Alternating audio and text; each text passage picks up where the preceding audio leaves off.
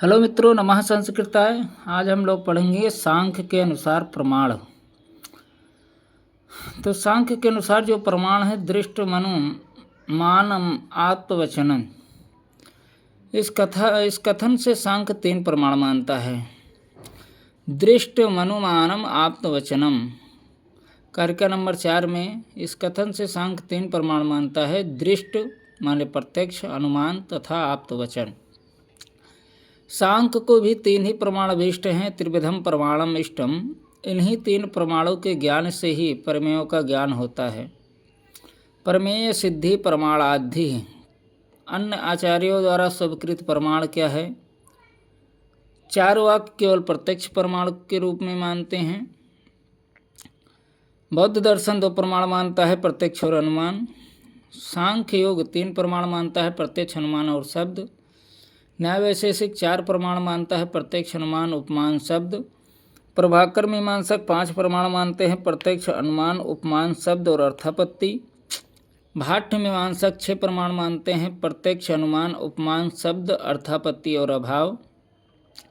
पौराणिक 8 प्रमाण, प्रत्यक्ष, अनुमान, उपमान, शब्द, अर्थापत्ति, अभाव और संभव और ऐतिह्य। कहते हैं कि प्रति विषयाध्यावसायो दृष्टम, ये प्रत्यक्ष प्रमाण का लक्षण है। विषय से संबंध, इंद्रिय पर आश्रित बुद्धि, व्यापार या ज्ञान को प्रत्यक्ष प्रमाण कहते हैं। उसे कहते हैं तदलिंग लिंग पूर्वकम अनुमानम, यह अनुमान प्रमाण का लक्षण है।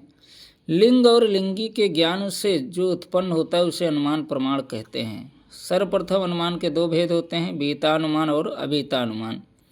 बीतानुमान के 2 भेद पूर्ववत और सामान्यतो दृष्ट। क्या है? पूर्ववत और सामान्यतो दृष्ट। अबीतानुमान का एक भेद है शेषवत। इस प्रकार पूर्ववत, शेषवत, सामान्यतो दृष्ट के भेद से अनुमान प्रमाण के 3 भेद हैं।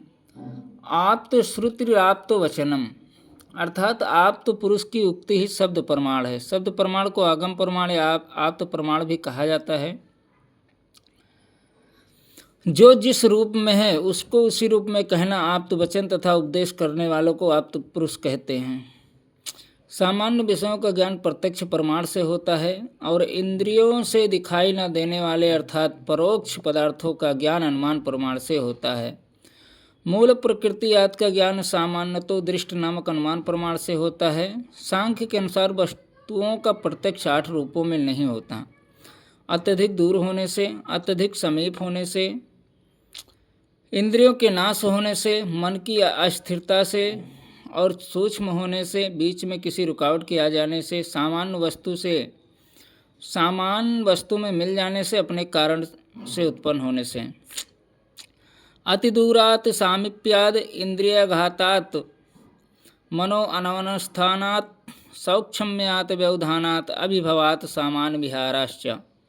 प्रकृति की उपलब्धि नहीं होती है सूक्ष्म होने के कारण, और अभाव के कारण है फिर सूक्ष्मता के कारण प्रकृति की उपलब्धि नहीं होती है। सौक्षम्यात् अनुपलब्धि न अभावात्, अर्थात सूक्ष्मता के कारण प्रकृति की उपलब्धि होती है, अभाव के कारण नहीं। नमः संस्कृताय।